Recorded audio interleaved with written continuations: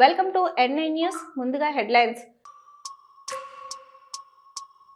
రేవంత్ రెడ్డిది గల్లీ స్థాయి నాయకత్వం. రేవంత్ రెడ్డిపై మాజీ మంత్రి ఎమ్మెల్యే జగదీశ్వర్ రెడ్డి ఫైర్.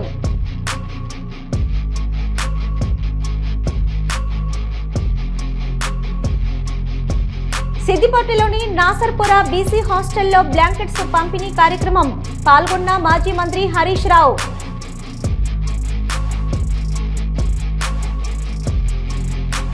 కొడంగల్ నియోజకవర్గంలో నూతనంగా ఎన్నికైన సర్పంచులకు సన్మానం. పాల్గొన్న ముఖ్యమంత్రి రేవంత్ రెడ్డి.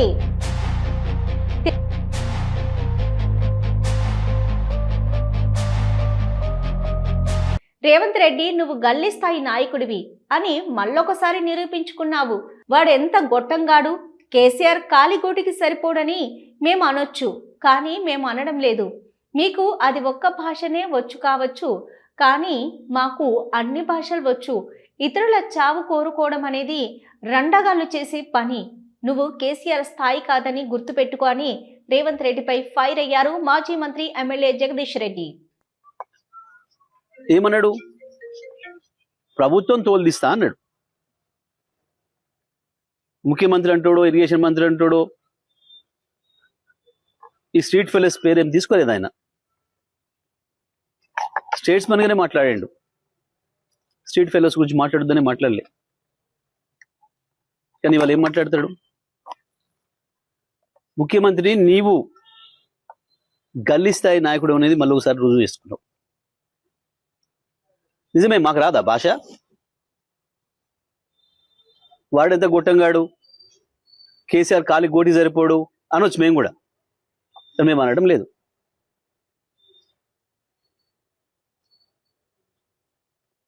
నువ్వు రండవు, నువ్వు కొజ్జవని కూడా అనొచ్చు, మేము అనడం లేదు. మాకు విజ్ఞత ఉంది. నీకు కేవలం అది ఒక్క భాష వచ్చు కావచ్చు, మాకు అన్ని భాషలు వచ్చు, అన్ని పద్ధతుల్లో మాట్లాడవచ్చు. విజ్ఞతతో మాట్లాడవచ్చు. ఒకవేళ నువ్వు దాంట్లోనే పోటీ పెట్టుకుందాం అనుకుంటే అది కూడా మాట్లాడవచ్చు.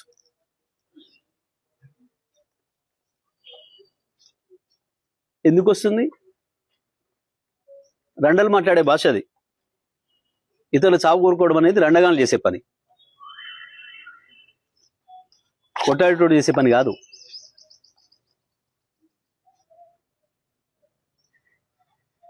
ఒకటి దంతుంటే ఇంకోడు కింద పడి బొర్రెటోడు మాట్లాడే మాటలు అవి, శాపనార్థాలు పెట్టే మాటలు. ఎప్పుడు నీ పెరనడు ముట్టుకోలేదే కేసీఆర్? నీది కంపనోరని తెలుసు. నీది మురికాలో కంటే అధ్వానమైన నోరని సంగతి కూడా తెలుసు. నువ్వు కేసీఆర్ స్థాయి కాదు, ఆ విషయం మొదలు గుర్తుపెట్టుకోను. ఏదో తంతే పొరపడ్డాడన్న సామెతతోని అది నిజమైన పద్ధతుల్లో వచ్చి కాసేపటికి ఆ పదవిలో పడి ఉండొచ్చు నువ్వు, కానీ నీది ఆ స్థాయి కాదని మరోసారి నిరూపించుకున్నావు. ముఖ్యమంత్రి స్థానాన్ని దిగదార్చే పద్ధతుల్లో ఎక్కడ మాట్లాడింది? ఎవడన్నా ఎన్నికైనా కొత్త సర్పంచ్లకు చెప్తే కదా, నువ్వు డెడికేటెడ్గా పనిచేయండి, అందరు కలుపుకొని పనిచేయండి. సిద్దిపేటలోని నాసర్పుర బీసీ హాస్టల్లో బ్లాంకెట్స్ పంపిణీ కార్యక్రమంలో పాల్గొన్నారు మాజీ మంత్రి సిద్దిపేట ఎమ్మెల్యే హరీష్ రావు. విద్యార్థులకు సరిగ్గా భోజనం పెట్టని రేవంత్ రెడ్డి నిన్ను చెట్టు కట్టేసి నీ లాగులో తొండలు జొరగొట్టాలి అని మాజీ మంత్రి ఎమ్మెల్యే హరీష్ రావు అన్నారు.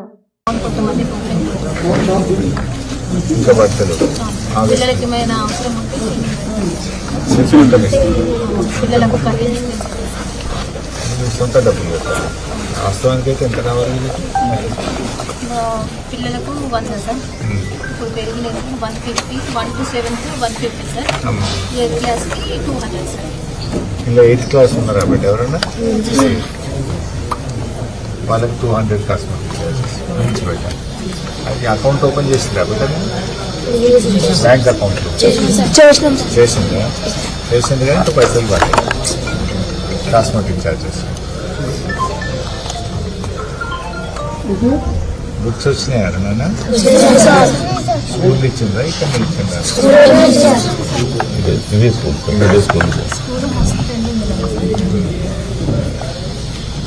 అర్బన్ కేజీబీ కింద లెక్క. కేజీబీలో గర్ల్స్ సార్ ఇది డిస్టిక్ ఒకటే ఉంటుంది బాయ్స్కి orphan single under school education, అవును సార్ అండర్ స్కూల్ ఎడ్యుకేషన్ శిక్ష దీని యాక్చువల్గా 100 హండ్రెడ్ సార్ శాంక్షన్ కెపాసిటీ ఎందరు ఉన్నారు ఇప్పుడు 100 60 కొంతమంది 10th వరకు లేదు అనేసి మన గ్రూపులలో ఆపించి గ్రూపులకు పంపించారు సార్. లేదు 10th వరకు 60కి వెందరు ఉన్నారు ముందు 60 100కు 60 100కి 60 సరే ఇలా క్రిస్మస్ హాలిడేస్ జనరల్గా 100కి 60 ఉన్నారు, ఇంకా 40 ఖాళీలు ఇక రావట్లేదు. వచ్చినండి సార్. అయితే 8th క్లాస్ పిల్లల్ని ఎక్కువ మంది వాళ్ళకు మేము గ్రూపులలో రాయించాము సార్. కొంతమంది సరే పెట్ట వాళ్ళు పోయినా కొత్త రావాలి కదా, ఆటోమేటిక్గా ఖాళీలు ఉన్నప్పుడు నింపుకోవాలి కదా మనం. సార్ కొంచెం వర్షాకాలంలో కొంచెం ఇది అప్పుడు దీన్ని ఎక్కడికో షిఫ్ట్ చేస్తాము అని అడిగితే అవును సార్. ఎన్టీఆర్ నగర్ స్కూల్ కలిగాం సార్. ఇక్కడ ఏం ఫెసిలిటీ తక్కువేం లేదు కదా, ఏమి పని వర్షాకాలంలో కొంచెం ఒక కలర్ వేయాలి సార్. చాలా రోజులు ఈ గదులు కూడా పెంచడం మనం కలిపి ఉంటుంది. ఎప్పటికప్పుడు అంత సీసీ కూడా అయినట్టు. వీళ్ళకి ఓపెన్ జిమ్ కూడా పెట్టినాం కదా, అందరు వీళ్ళు కూడా పోతారు. మళ్ళీ ఇవాళ రిపేర్ కూడా చేపిస్తున్నాం. జిమ్ పరికరాలు ఖరాబ్ పిల్లలందరూ తీసుకుపోతారు. మహేష్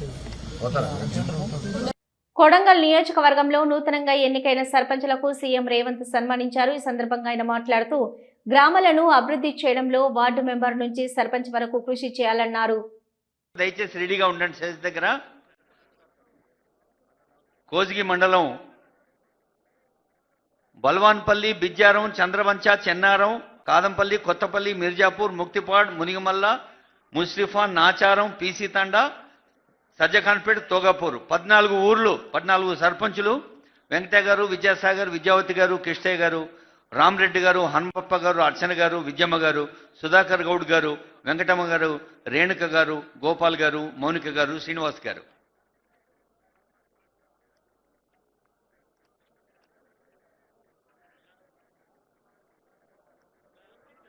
అందరూ మన దోస్తులు, మన తమ్ముళ్ళు, మన చెల్లెళ్ళే కదా అవార్డు అందుకుంటుంది.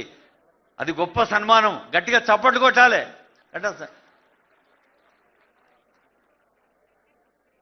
కోజ్గి మండల్ తర్వాత గుండుమల్ మండల్ రెడీ ఉండాలి. గుండుమల్ మండల్ రెడీ ఉండాలండి. 13 మంది సర్పంచ్ ఉన్నారు గౌరవనీయులు. ఇందాక మాట్లాడింది చెల్లి సజ్జఖాన్పేట్.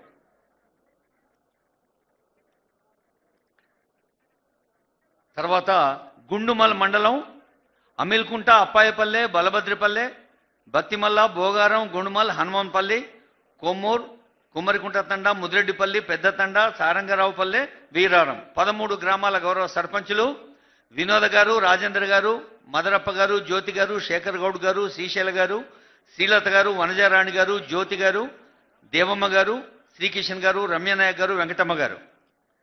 గుండుమల మండలం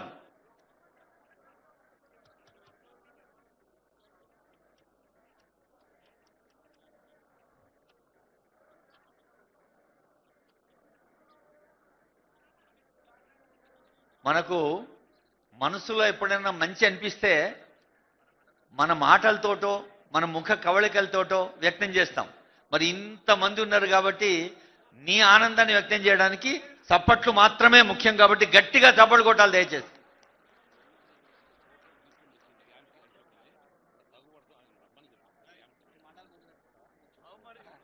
తర్వాత కొత్తపల్లి మండలం అండి.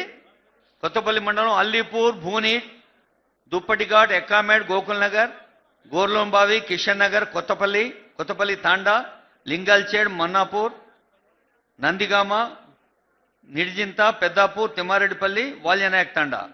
భారతమ్మ గారు, పుష్పమ్మ గారు, వెంకటయ్య గారు, మౌనిక గారు, షేక్ మీరాన్ గారు, హరిత గారు, ఆంజనేయులు గారు, చెన్నయ్య గారు, జూకే నాయక్ గారు, విజయలక్ష్మి గారు, లలిత గారు, శారద గారు, రజ్యత గారు, భవానీ మల్లు రవి గారు, జ్ఞానేశ్వర్ రెడ్డి గారు, రమేష్ నాయక్ గారు.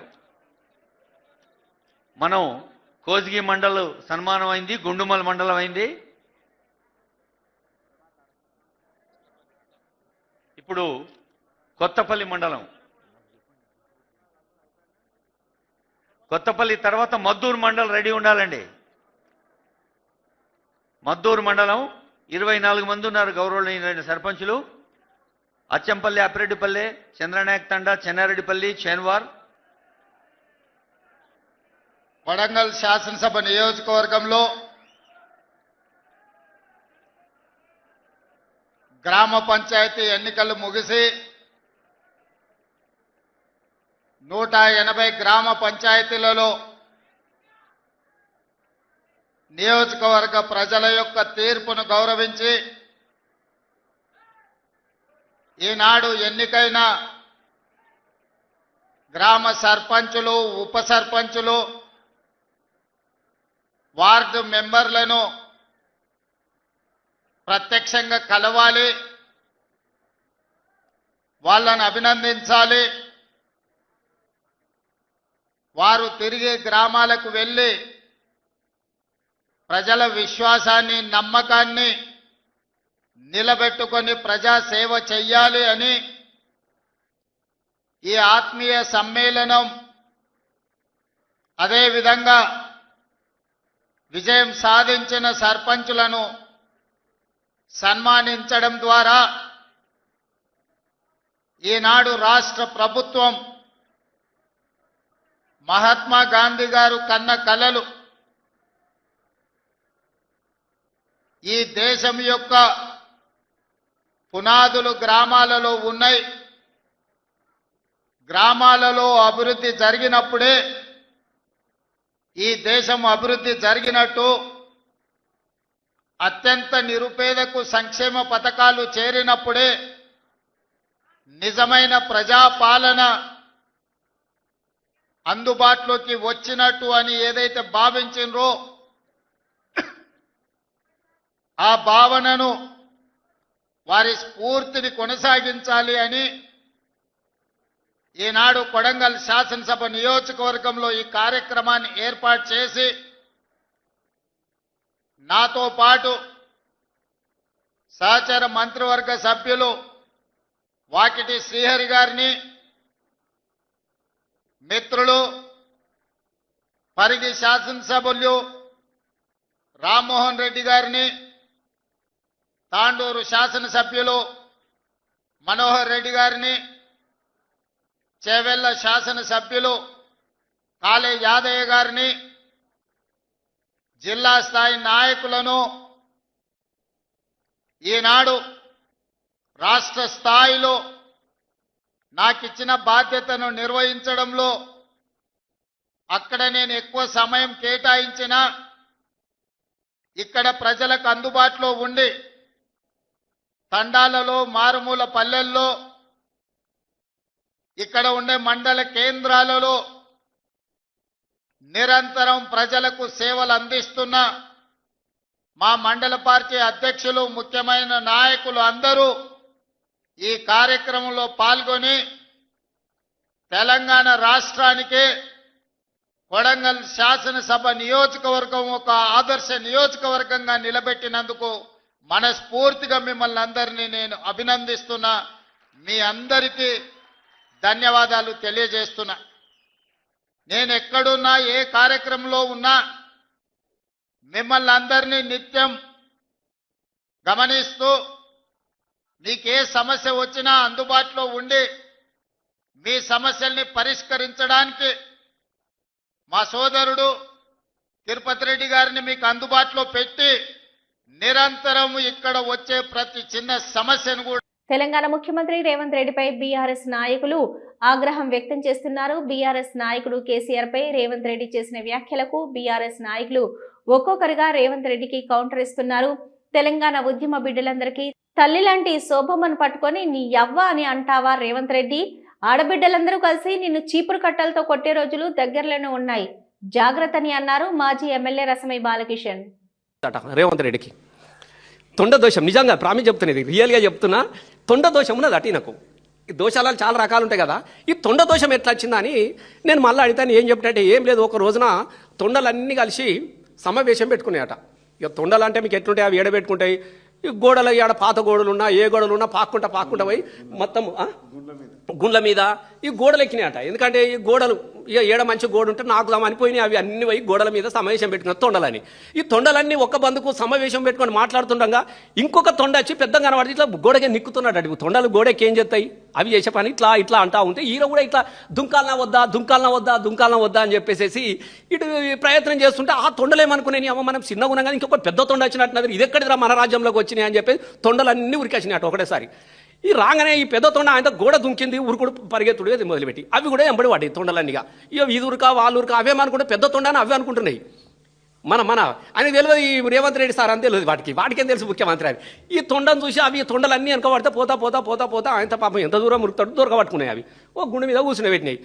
ఏం సంగతి భయ్, మా ఏరియాకి వచ్చినవి ఏందా నువ్వు, మా ఏరియాకి వచ్చినవేంది, మా ఏరియాకి వచ్చి మా పని చేస్తున్నావు, గోడెక్కి ఇట్లా అంటే మనోడికి అప్పుడప్పటికి అన్ని పార్టీల గోడలు దుంకినట్టు ఏ గోడ దుంకవడానికి పోయిండో ఆ రాత్రి అని అన్ని దొరకబట్టి ఏం సంగతి అనేది అని అంటే ఏం లేదు, నేను కొత్తగా ముఖ్యమంత్రి అయినా, లేదు నువ్వు మా ఏరియాకి వచ్చినావు, నేను ఇడిచిపెట్టేదే లేదు అని చెప్పి ఒకటి అంగిలో జరుగుతున్నది, ఒకటి లాగులో జరుగుతున్నది, ఒకటి జేబులో జరుగుతావు, నీకు ఇడతలేవు తొండలు బాగా తొండలు అయిపోయాయి. ఇద్దీశ వరకు ఇది జరుగుతుంది మొత్తం మీదెక్కి కూర్చున్నాయి. ఇక అరే నీ దయమ్మ నువ్వు ఎట్లన్నా నాకు అజ్జయ్యారు కానీ నాకు నేను కొత్తగా ముఖ్యమంత్రి అయినా 4 రోజులు నాకు అవకాశం ఇవ్వనంటే ఇస్తే మాకేంత అవకాశం అంటే ఏం లేదు, పేరుకు మాత్రమే నేనుంటా కానీ మొత్తం మీ పేరు చెప్పుకొని బతుకుతా ముఖ్యమంత్రిగా, నేను మిమ్మల్ని చదవకుండా నేను ఏ సభ పెట్టా అని చెప్పినట్టు తొండలకు ఆమె. హైదరాబాద్ లో క్రిస్మస్ వేడుకల్లో తెలంగాణ జాగృతి అధ్యక్షురాలు కవిత పాల్గొన్నారు.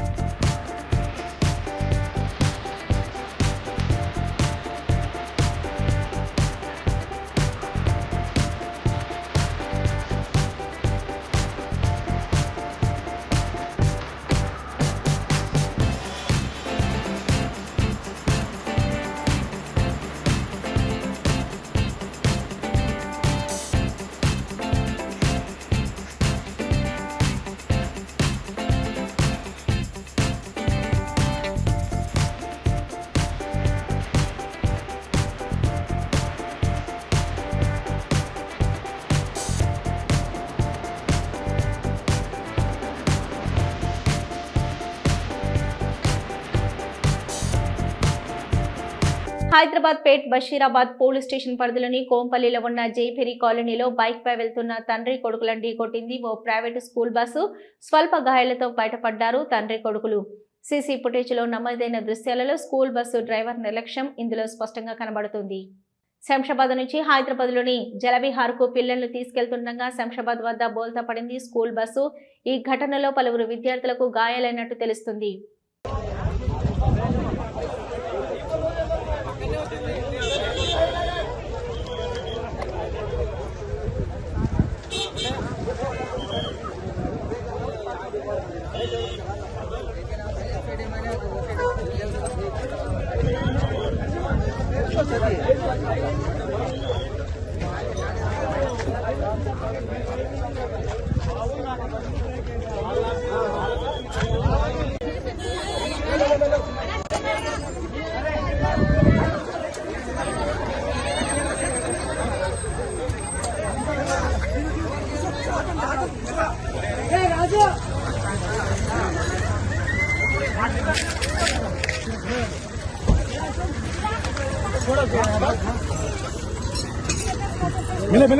సికింద్రాబాద్ కంటోన్మెంట్ పార్క్ లో భారతరత్న మాజీ ప్రధాని శ్రీ అటల్ బిహారీ వాజ్పేయి విగ్రహానికి పుష్పాంజలి ఘటించి నివాళులర్పించారు పలువురు బీజేపీ నాయకులు.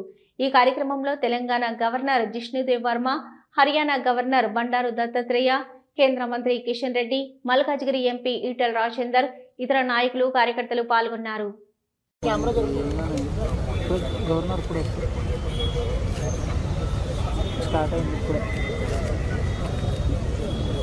కార్తిక రెడీ ఉన్నారా? అక్కడ రెడీ ఉన్నారా? నాకు కెమెరా రెడీ వేసుకున్నారు కదా. నాకేం వస్తుంది కదా,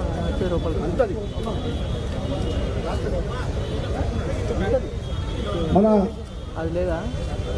మన రాష్ట్ర గవర్నర్ పెద్దలు జిష్ణుదేవ్ వర్మ గారు చెప్పిన వెంటనే ఈరోజు అటల్ బిహారీ వాజ్పేయి గారికి మరి నివాళులర్పించడానికి వచ్చారు. వారితో మనందరూ కూడా మన రాష్ట్రాన్ని ఈరోజు మన గవర్నర్ గారు ముందుకు తీసుకెళ్తున్నారు. వారిని అటల్ బిహారీ వాజ్పేయి గారి జయంతి సందర్భంగా మనందరినీ కూడా ఉద్దేశించి మాట్లాడుతున్నాం. नमस्कार, प्रणाम। On the dais, ఎక్కడి నుంచి ఎన్నికలు నాకు ఎంత ఇబ్బంది on the dais, Sri Kishan Reddy ji, Union Minister, Dattatreya ji, former governor and a great leader of this state, other dignitaries, the President of the BJP, ex-MLC, MP, Ujala ji, MLC, MLAs, cantonment board members and other dignitaries and members of the press. Today we are gathered here for a noble cause to celebrate one of the greatest sons of Bharat Mata and his birth anniversary, which is observed as a good governance day. And rightly so.